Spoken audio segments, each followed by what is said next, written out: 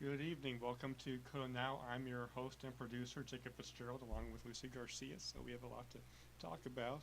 Stories we've been Yes. covering for the 10 o'clock show. So, first of all, we're going to be talking about that new jail expansion that's going to cost, millions and millions of dollars. So, we talked to law enforcement, and they tell us that even though there's been a decrease in crime, they still want this jail expansion. So, we're going to tell you more about that.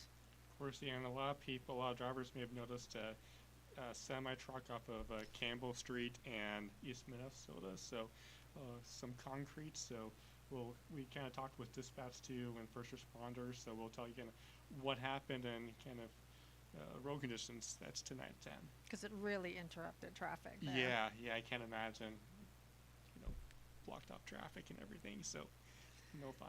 Also, there are going to be some workers in Kota Territory. They're going to have to transition from a 4 day work week to a 5 day work week. We'll tell you who they are.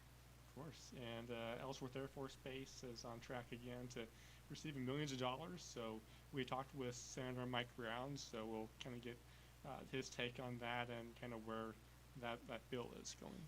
And speaking of millions of dollars, South Dakota had a surplus in its budget of $63 million this last fiscal year. Governor Larry Roden is talking about how he wants to increase revenue to maybe make that surplus even more.